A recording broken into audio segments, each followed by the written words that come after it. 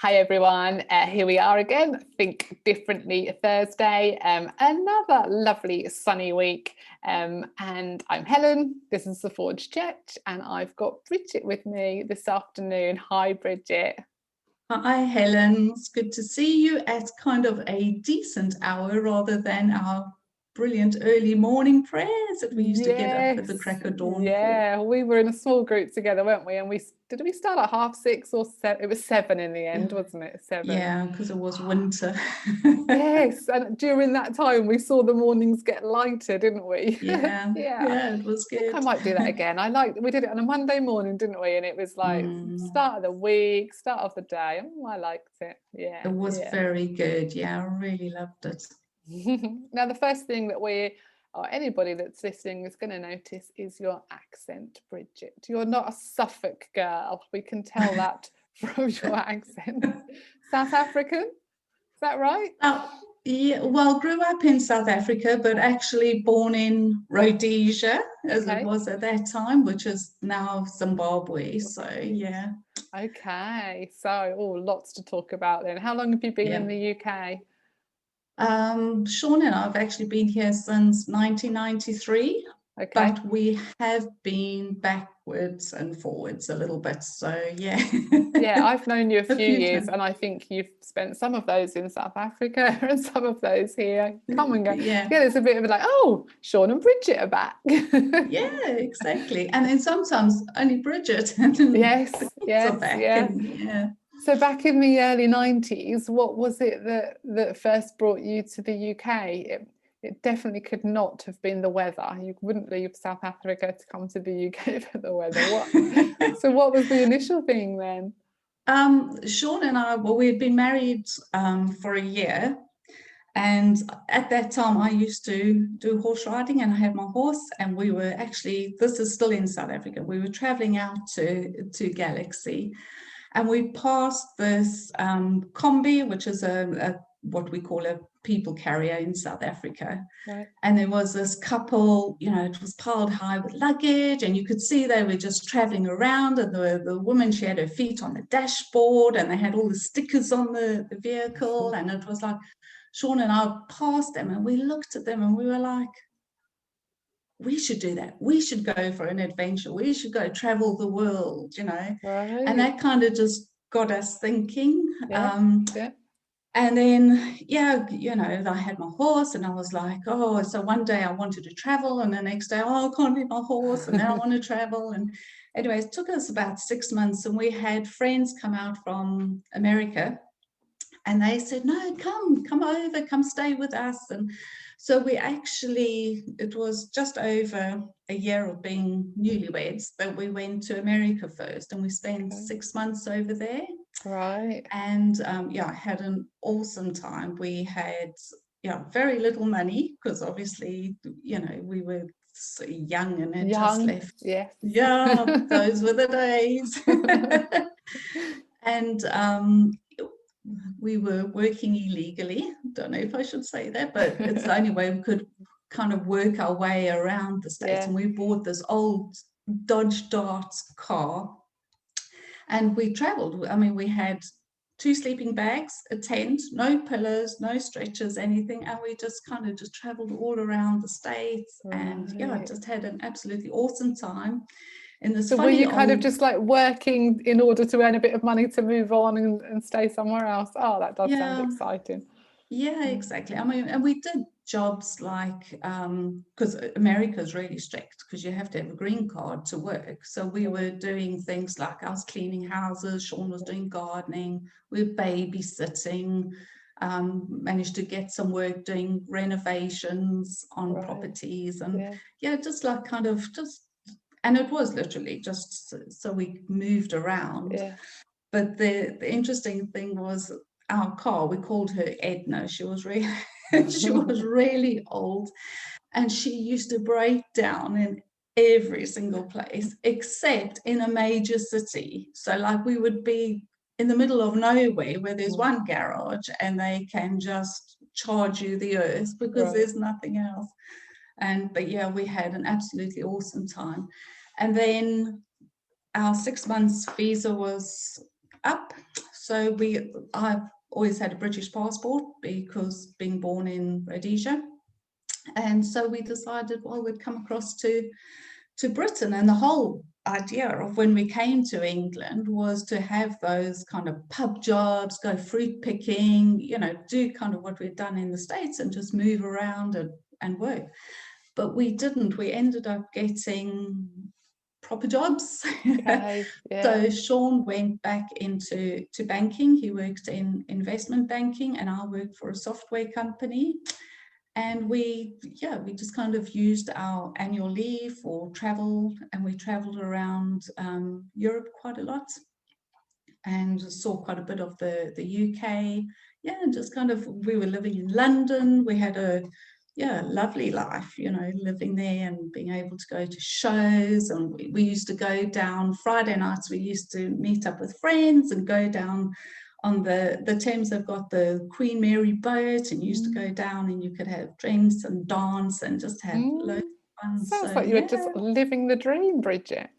Yeah, it was. I mean, it's kind of, I think you got to do it when you're young, don't you? You have to go and do these things and kind of just, experience life a little bit and have fun and, just enjoy it. So that's how we ended up in the UK. So you became settled here in a way that perhaps you hadn't anticipated.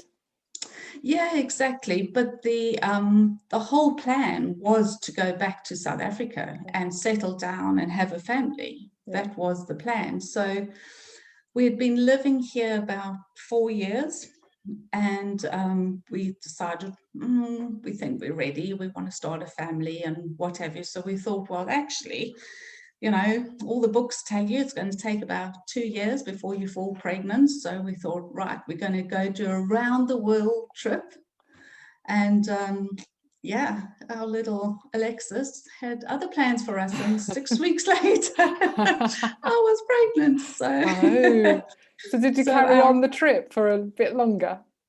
No, we actually didn't go on the trip at all. We decided against. I think the sensible head started clicking in, because we did then think, well, actually, do you know what? We'll just take the baby with us and go. And then I think as you kind of start really becoming serious about this pregnancy and actually realizing you're going to be having this human in your life, and you just want the best for them, and you don't want to take them to countries and put them at risk of different diseases and stuff like that. So that's when we headed back to South Africa when I was 7 months pregnant with Alexis. So wow. That was the first trip back. Yes, yeah. So you've obviously got family in South Africa. Does that mean that this crazy, strange year that we've just lived through, does that mean that you haven't been able to see friends and family in South Africa? Would you, over this year, would you have gone back? Has it stopped you doing that because of COVID? Yeah, I mean, we definitely haven't seen the extended family in South Africa. Sean was actually over in South Africa working at the time when COVID hit.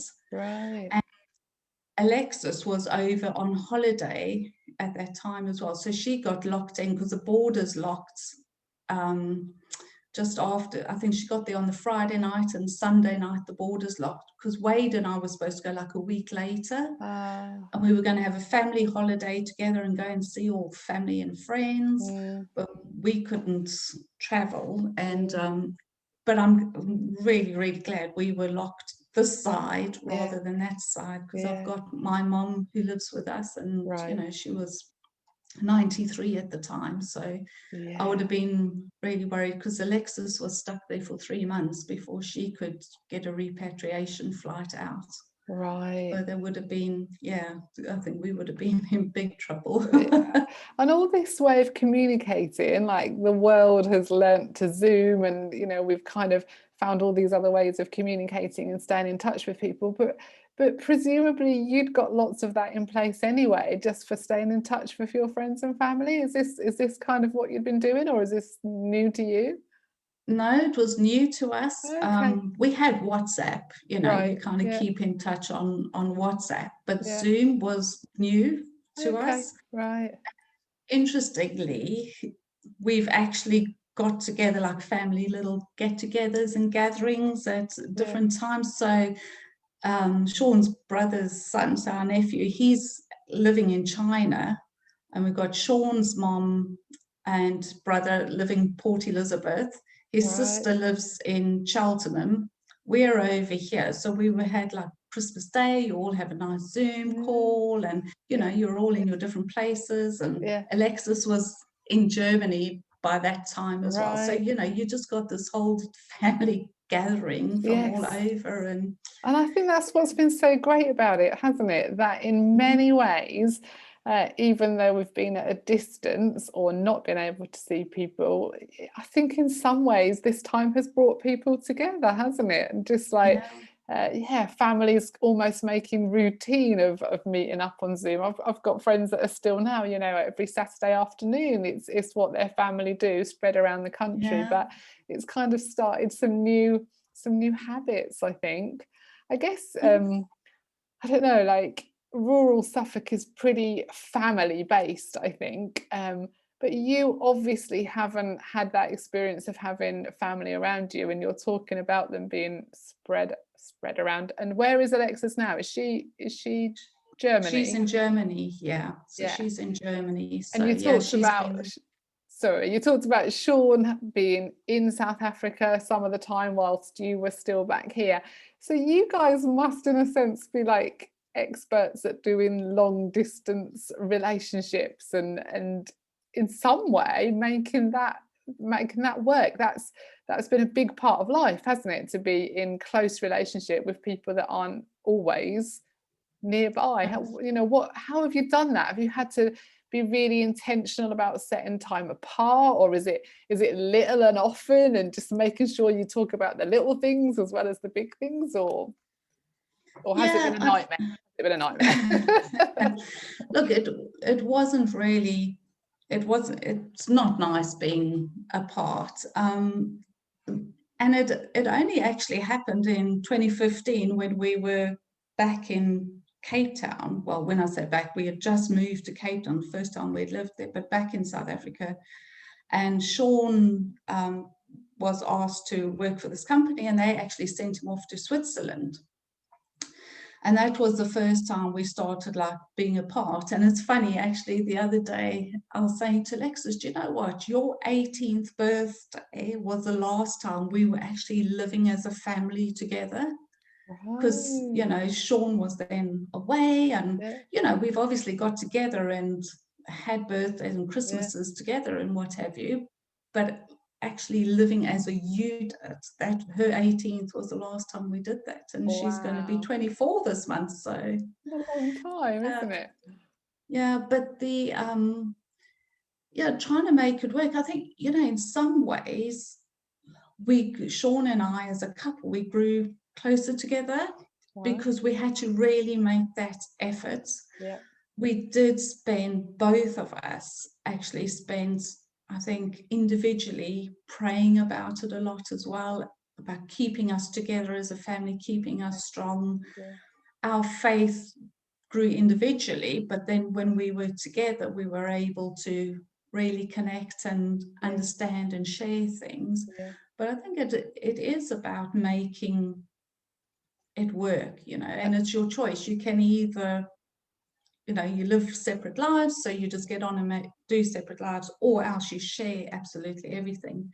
I think the hard thing was when you're having, I mean, it used to be a phone call or whatever, you kind of think, oh, you know, when we call, I must speak to him about this and this, or, you know, you've got the kids to discuss because they were still at school and what have you at that time. So it's almost like you make a shopping list of things you need to discuss. Whereas when you're just together, you know, you'll be lying in bed at night and something will pop in your head and you go, oh, by the way, you know, this and that. So I think from that point it was difficult, because I mean, how many times I would put the phone down and go, oh, I meant to tell him this, or and then you have to WhatsApp it, and it's a not quick quite the message. same. Yeah. By the way, I guess all the conversation is much more intentional as opposed to just sort of incidental, like just like, oh, while we're doing this, and I can see that. But I think the other side of that is possible, isn't it, that you could be in the same space as somebody but kind of take that for granted, and so never actually have those conversations. I think because you were being intentional about it, I'm sure it was good for your relationship. And I think that's what you say is, before you're just together, you're just a family, and now you're apart. Actually, when you're together, you really appreciate it. You appreciate that time together. And even now that Sean's been back almost a year, we went for a walk earlier, and it's just like, it's so special now, and you don't have to be talking. You can just be walking together, but you're together doing this, rather than, because it used to, we lived in a beautiful place. Cape Town is just like the most beautiful city in the world. It's stunning, so I can't complain. But he'd be in Switzerland and he'd be sending all these photographs of places he's been to. And it's like, oh my word, he's out here climbing this mountain or going skiing, and, you're having an absolute wonderful time, but you're not sharing those moments together. So, lots of interesting things to navigate your way through. So going back to what you were saying previously about, so you were born in Rhodesia, but then you grew up in South Africa, is that right? Yeah, so, well, we left Rhodesia when I was born there, because obviously the Bush War was going on at the time. So, but having said that, growing up there, I mean, I'm remembering it through child eyes, because I was 8 when we left. But I don't remember war, because it was Bush War. So I remember my dad being called out and going off to fight, and cousins that were fighting in the bush. But where we lived in Salisbury, I don't remember. It was peaceful, life just went on as far as I remember it. And, went to school, and we go around and play at your friends' houses, and we were climbing trees. And I remember, it was a lovely lifestyle, actually, growing up there.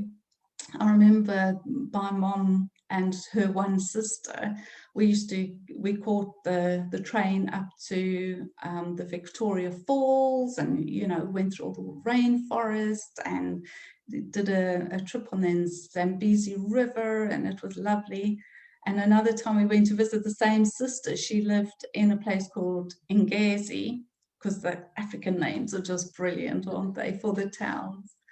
And she lived quite near a river, and we used to walk down, and you'd just see like rocks and everything, but we had to be really quiet, because there were all the hippos.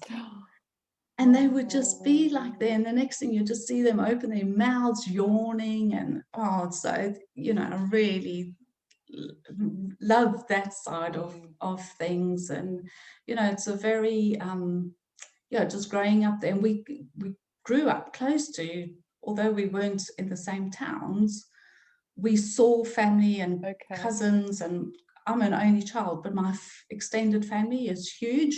So we grew up with cousins, and that. So it was a really nice lifestyle. But then obviously with the war going on, and things politically not going really well, we moved to South Africa, and we moved to Johannesburg. So we actually lived right in Johannesburg. So there's right in the city centre. So we lived at the bottom of Hillbrow in an area called Jabé Park. And so it was very different, because, I'd grown up in, quite a big yard and climbing trees. And then suddenly we were like plonked in the middle of a big city. So that was a little bit different. But then we moved out to the suburbs. And then when I was 15, we moved from Johannesburg to Port Elizabeth, which is down on the East Coast. And went to school there, and that's where I met Sean. So So you Yeah, were childhood sweethearts. we were sweet Oh, 16, yeah. oh, great story. So Yeah. were you, being in South Africa, were you aware of tensions around race growing up, or was that something that wasn't kind of crossing your path? I think, I mean, again, like, I mean, I'm thinking back to those days when I was a child. I mean, we knew that there was discrimination because I remember in Jabir Park, you know, going to play in the park, Mm. and there would be the black ladies were what we call the nannies, you Right. know, and they would be taking the white kids down to the park to play in the park. They weren't allowed to sit on the benches because the benches were for whites only, and there would be a sign saying whites only. Yeah. Um, and it's like, you know, now when I think about it, I think this is so crazy. You know, these women were good enough to clean your house and raise your children while you're at work, but they're not good enough to sit on a bench. They've got to sit on the grass. Mm. But during that time, it was Just took it as, that's just the way it yeah, was, yeah, you know, and you don't yeah. question it as a child. No. And there wasn't, I don't ever remember having hatred towards Okay. black people, Okay. or, you know, there was this difference. We lived in one area, they lived in another area. Mm. The apartment block that we lived in, it was a serviced apartment block, so we used to have a cleaner come around and clean. And sometimes she used to bring her daughter to work with her. Mm-hmm. And so Princess and I used to play together. Right. And when it was, I think it was my 9th or 10th birthday I was having there, I invited Princess Yeah. to my party because, you know, that's She was what your you do. friend? She was my Yeah. little friend, yeah. Yeah. But she didn't come. But the mother, shame bless her, I remember she gave me this present afterwards, which was 4 little glasses, little pink glasses. But, you know, like when you grow up and you think back and you think, oh, well, actually, you know, number one, because they had, the workers had to have a special pass to get to work. Right. So I don't know how it actually worked, but she maybe didn't have a pass to come into Johannesburg city centre on a Saturday. So the police wouldn't allow them through for that. If she came, she, you know, as the mother, she wouldn't have sat with the other mothers having tea while all us kids played because it wouldn't have been seen. So there was obviously lots going on, but as a child, you don't Bit oblivious to it. see that, you know, you just think, oh, you know, somebody can come. You don't see the complications in something. So it was definitely, yeah, going on. I mean, we went to school, you know, it was whites only at school. You didn't Yeah. go to school with So any do other you race. remember the shift and it changing? Do you remember, I mean, around, you know, times like Nelson Mandela being released, and was that a time of real shift and change of thinking, or do you remember Yeah, significant times? yeah. So, I mean, we were out of the country when Nelson Mandela was released. We were living over here already. But I mean, we hadn't heard of now. I don't remember Okay. hearing of Nelson Mandela. You know, Right. he was, but I remember when the talk, so this is before he was released, like suddenly we hear about this prisoner who's going to be released. And I actually remember having nightmares about it because obviously we being fed, you know, like, you know, what a terrorist he was and criminal, Right. and, you know, he had caused all these deaths, and we were being fed one side of the story. We weren't always hearing the other side of the story. And I remember, I mean, like, things, because we were living down in Port Elizabeth at the time. So like the beaches in those days were whites only beaches. And there was a politician, I can't remember his name now, but he was a colored guy, and he went and he swam in the sea. How dare he, you know, how dare he go and swim in our sea? And it's like it was, so things were starting to shift and starting to move, and it was, yeah, it was, I suppose it was like unsettling for us, because you don't know what the future holds, what's going to happen.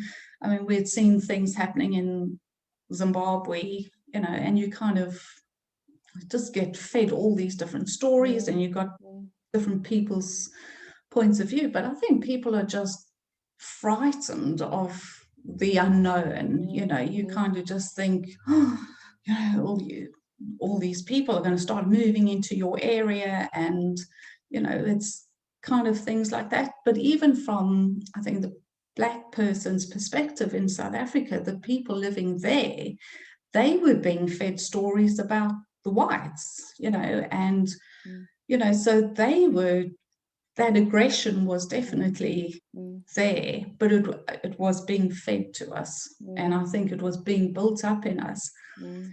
But it's still, I mean, where I work, my job, we were in the office, we were 4 white people, so it was the boss, 2 of us in the actual office, 2 ladies, and then we had our sales rep. And then the warehouse, we were a paper merchant company. In the warehouse, we had 7 guys working in there, a couple of coloured people, and then Black people as well. But we never had any problems, never. I used to be able to go in and speak to them, and they would come and speak to me. Do you know what I mean? There was like never, I think, between interactions of general people, there wasn't a problem. I think it was just that overall perception and of what was going on, and I'm not a political person, so it wouldn't have interested me to like look into that whole side of things. But it's I think it's it's just say that South Africa is a really different place now from the South Africa that you grew up in. Yeah, it is very different. I mean, it's good and bad, because you've got now the crime rate is sky high. I mean, it's not, you do live with a lot of awareness around you when you're living there now. Yeah, I mean, I could tell you loads of stories. I mean, we've had family members who have been carjacked, had guns held at their heads, and so from that side, it's scary, it's horrible. But from the positive side of things, people just get on so much better. Right. The interaction with people, and I love it when I go out there. I just love it. There's a vibrancy. The people are alive and they're vibrant, and there's definitely a far better connection and integration. It's like our kids, because they went to school there as well, and schools are integrated now, so they had friends of all colors. And actually, we were living on a small holding in a little town called Stutterheim in the Eastern Cape at that stage, and he was at preschool, and he had these 2 little Black friends, Lihle and Silly Kalete, and I used to go and pick Wade up from school, and these 2, they coming home with us. It was like they'd come home and they had such a lovely time. And Wade and Lihle planned this whole thing. Lihle was moving in with us, and he was going to be the brother, and and so I just think from that side of things, it's so nice that there isn't this, the kids are now growing up where it's just normal. You see people as human beings. You don't see them for their color. You don't see them for, they're different to us. And must have been a very exciting upbringing for your children. Do you think they've taken into life this very sort of broad worldview because of the experiences that they've had? Yeah, they probably have. I mean, it's probably not something we've thought about or that they've maybe thought about. I think it's just they've had these different experiences of yeah, just living somewhere different and Yeah, having different experiences yeah, and yeah, being able to mix with different cultures. yeah. I think it makes Um, life really, really rich, and yeah, just a great experience for relationships and just community and different cultures. Yeah, I just think it sounds yeah, wonderful. Mm, yeah, and I think also it's just being able to cope, and yep. being able to handle change. I Mm, mean, I look at Alexis. We were moving back. Well, we were moving to Switzerland to join Sean in Switzerland at that time, and she was 19, and she was she's doing a scuba diving course for a year, and she was almost at the end of it. So she didn't want to leave and move with us. So she stayed behind to finish that. She then continued to work in Cape Town for a couple of years. And then when she felt, no, she's had she's done enough of that now, she wants to go and do it somewhere else, the next thing, there she was, 20 years old. I'm so proud of her. She packed up her little home for an international move. She sold things. She knew what to do. She just kind of yeah, got on and did yeah, it all by yeah. herself, got herself a job in Greece. Right. She went and she did that for a while. Then she went and worked in Qatar. In the meantime, she's like traveled to Egypt and she's traveled to the Philippines. And then last year when COVID hits, she got a job in Spain, but then COVID hits. So she's now, she had to change her whole thing, and she's now teaching English online and Yeah. living in Germany. And it's just, when I look at that, I just think, yeah, if we had stayed in Mm. one place, would she have been able to do that? Yeah, I Would she mean, have wanted to do it? surely, yeah, she's seen that in you, hasn't she? And you've modelled that and presumably conveyed that this is an exciting way to live, and this makes life rich. I think, yeah, sounds Yeah, wonderful. Good for her. Do you yeah. find that wherever you've been, you have been able to develop community where you are, or has that been a difficult thing? Sometimes it's difficult. The one thing I've learned is that wherever you are, you're the new person, you're the one who has to make the effort. Okay. You're the one who has to go out and get involved. Mm, So, like when we lived in London, besides, I mean, we both worked well, I especially worked for a really nice company. So I'm still friends with a couple of the girls I used to work oh, with there. yeah, So we've socialized a lot with them. But we always tend to make South African friends. So we used to like okay. meet up with South Africans. And it's, even here in Suffolk, our group of friends are Yeah. South African, I couldn't believe it when you told me the extent to which you've got this real community of yeah, South Yeah, Africans. yeah, Amazing. Yeah. yeah. And you do. I think and you kind of you find each other. And it's when we lived in Essex, our next door neighbours were South African. So, you know, you just like get friendly with them. Yeah. And I mean, obviously we're still friends with them. And then Yeah. through them, we've met some other friends and vice versa. And then Yeah. when we moved here, Alexis at school, she came home. Oh, I must first tell you that when we were living in Great Finborough, Mm. and Wade was at primary school and Alexis went off to middle school, and they both came home that day, each having made a friend. Turned out they were brother and sister. So even though they were two different schools, Yeah. they were brother and sister, both born in Zimbabwe. And their father was born in the same hospital as me, just a few weeks apart. And you think we come all the way to Other a tiny side of the world. village Oh my, to meet. It's crazy. that is incredible. Wow, that's Yeah. amazing. Yes. And I So guess if when you've had all those different experiences, and you've lived in different places, that must have also given you lots of other church experience. I know you're part of the Forge now, but do you feel like you've got quite a breadth of church experience as well? Yeah, we have actually. I mean, Sean and I grew up in Christian homes, so we've always gone to church. I mean, interestingly, we were both brought up in Methodist churches. Okay. But yeah, having lived, adult lives and moved around, we have gone to various churches. Some churches have been like extreme. Okay. When we've gone to a new place, because you always go and you try out different Yeah. churches, don't you? So like some places So have what do you been a mean by bit like, extreme? What would be extreme?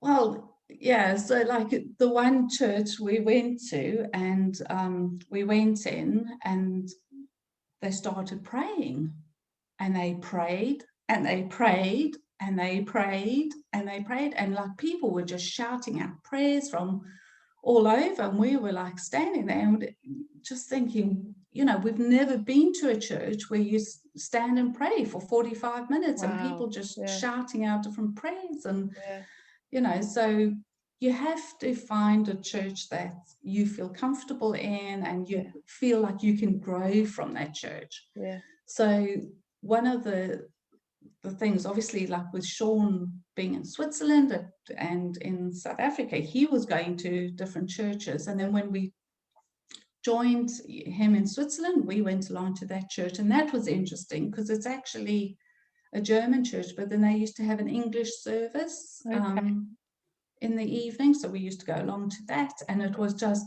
because Switzerland, I mean, there is just so much money there. I mean, these churches are, there's no lack.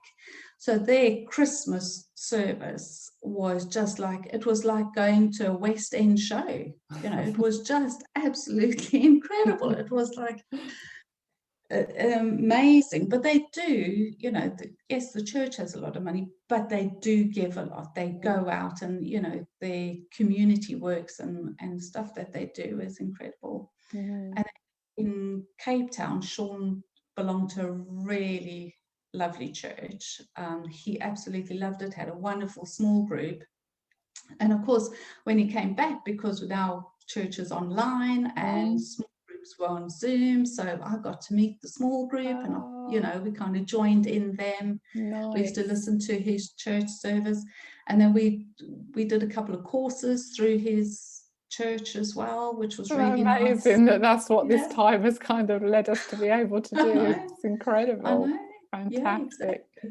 And you say that you both grew up in Christian homes, so do you remember a time where you kind of decided to take on Christianity for yourself, or do you feel like it was something that had kind of been given to you and you kind of developed personally over time? Can you kind of pinpoint a time where you kind of decided to become a Christian?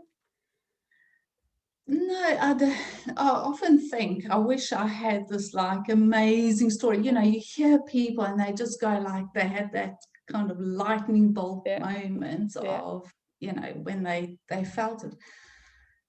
But I don't remember a time like that. But I always remember, as a child, like just always, going to church and Sunday school and what have you, but actually just kind of always praying on my own, or having, reading the Bible. And I wasn't one that read the Bible cover to cover as a child, but I kind of delved into different places when I needed help. And then when I was horse riding, that was my weekends, because I was competing and everything. So I was like full into horse riding. So probably from when I was about 14, 15, right through till, probably about 20, before I really started going back to church again. Yeah. But I never stopped believing. I never stopped kind of praying or doing anything like that. I was probably just living Brigette's life rather than kind of living a life for Jesus. But what I do remember was we had always tried to take our kids to church as well, because we wanted them to grow up in, having the same belief and upbringing that we had in going to church. But at the same time, it always felt like God was up here and we were down here. And it was when we were living in Great Finborough, I was setting up my own business at that time, and it was really, really difficult time because we were, you know, you're just putting everything, your heart and soul's going into that. Mm. And I suddenly realized, like, actually, our family unit was starting to go this way rather than pulling together. I mean, the kids, I remember the one time, you know, the kids would be talking to me, but my brain was just thinking, work, work, work, you know, how am I going to make this business work, blah, blah, blah, and actually not hearing them at all. Mm. And I just thought, no, you know, I need help to bring us together again. And we started researching because we used to go to the little parish church there, but, you know, it was like 10 people in the congregation and they're all over 90. And, you know, so it wasn't fun for the kids. So I started looking for a church that was family orientated, and we found Forge. Okay. And it was really funny because the first week we went, the series was We Are Family. Wow. And I just felt like God was saying something to me, you know, Right. like, Yeah. I'm just, yeah, you are my family and we're going to bring together. Yeah. And, you know, we had said as a family, because the kids were like, oh, going to church, because, you know, what they had experienced was a little bit boring. Yeah. And I said, look, we're going to go for a month. Mm. And after that, if we don't want to go, we don't have to go. If your kids don't want to go, we don't have to go. Mm. But, you know, they used to be there Sunday morning, because in those days it was only in Debenham. And I think it was 9:30 service. I tell you, like 10 to 9, they were waiting, ready to go, because Alexis was at 2 for 2 and Wade was in kids' church. And it was just, they were so excited about it. And I think my relationship with God really started to grow then. I started to really feel who he was and like get to know that actually this isn't a long distance relationship. Yeah. This is, he's part of our lives and he's part of influencing who I am and who I want to be. Yeah, that's really interesting. I was going to ask you about that, because you'd said, you know, up to a point you'd felt like he was distant, or he was up there and you were here, and then you've said phrases like, you know, living a life with Jesus, or knowing God in a different way. So if your faith in a sense changed and you found something different, how would you describe what it looks like? I mean, what is it about faith now? How does it impact your everyday life? I feel like now I don't like making decisions without God. And it's not always easy. I mean, you know, like even Sean and I, you know, we will sit and pray together now as a couple. But even on my own, I will go off and just spend some time and, you know, just kind of pray things through and, you know, ask for help. And it's just, I can feel when I'm not asking for help, when I'm trying to do things on my own, it doesn't feel right. Okay, yeah. And one of the things I've learned over the years is just through this relationship is just waiting for that timing. Okay. You know, just, and when you start to kind of just wait for God's word to speak into your life, I mean, he's not audible. I mean, how many times I think, just like there's a bush outside, speak to me, you know, just tell me what I need to do. Yeah. But his timing is always so perfect, you know, and he just, it's a hard thing to describe because it's almost like this internal thing, you know, it's right. Yeah. And when you're just feeling that, oh, I don't know, well, then it's not right yet. Yeah. So it's about a sense of peace that comes at a certain point. Yeah. And it's just like, I kind of, you know, you hear people saying, oh, if you've got to keep banging at that door, you've got to keep banging at that door, it's, if you want to get somewhere, you just got to keep at it. But in some ways, I feel like sometimes that door is shut, and it's shut for a reason. And if you keep banging it, eventually it's going to fall down, but maybe you weren't supposed to go through that door. So it's like, it's not about not trying something and, persevering at it, but it's just being that little bit more patient and just waiting and just maybe praying through it a little bit more and finding people who can just speak into your life as well, surrounding yourself with people who definitely. I was going to kind of ask you about how do you maintain that good spiritual health, and you've talked about praying with your husband Sean as well. You've talked about reading the Bible, but that as well, having people around you that speak wisdom into your life. And that, would you say they are the sort of key components to maintaining good relationship with God? Yeah, definitely. And it's actually interesting because Wade recently decided he wants to move out and be independent, and I really struggled with that. I was in tears. I was like, my baby boy, it was hard enough when Alexis did it, but now this is my baby and everything. And I was just like, oh, please God, just just help me through this. And the next morning I had a phone call from a friend who I haven't spoken to for a long time. But she's always one that just speaks wisdom into my life. And we were just talking through this whole thing. And she just came up with just such amazing, the words. And she was just like, you've got to, she'd read this poem to me, which was about a butterfly and how this man had gone and seen this butterfly struggling in the cocoon and had ripped the cocoon open, but the butterfly never learned to fly. It actually died. And the butterfly has to struggle to gain the strength in order to be able to fly. And she was saying, sometimes we've got to do, as parents, we've got to let our child struggle in order for them to fly. And and it's just that trusting God with your child, which sounds really weird. Because I get it.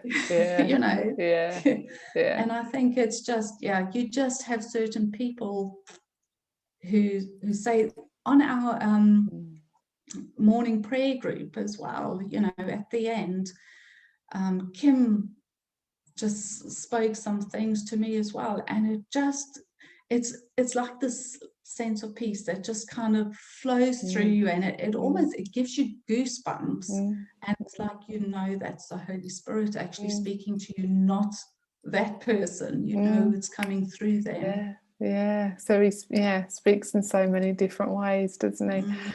Hi, it's really interesting to talk to you, Brigette. I love your story and all of your adventures and your faith. I think you're really inspirational. Do you, because you've had so many sort of changes in life, and they've been such big ones at times, moving to another continent, do you believe that God has a set plan for our lives? I do think he has a set plan for our lives. I think, sometimes we make decisions for ourselves, and it might maybe not be the plan he has for us, but I think he can use us wherever we are. So I think his plan is to use us. So we might choose to go to South Africa, we might choose to go to Switzerland, America, wherever, but he can use us when we're there. So he can use our lives, if that makes sense. But I do think there is a pathway, and I think us as human beings, our mind can't comprehend how great God is. And we live for us, we live for our children, potentially our grandchildren and great-grandchildren, we don't actually think of the picture in years and years ahead, and the influence that we could potentially have on that. You know, you always think of, you know, great people, you know, historians or people who've influenced the world in some ways, but, you know, we could potentially influence a family line down the way, but we don't know that we're part of that story.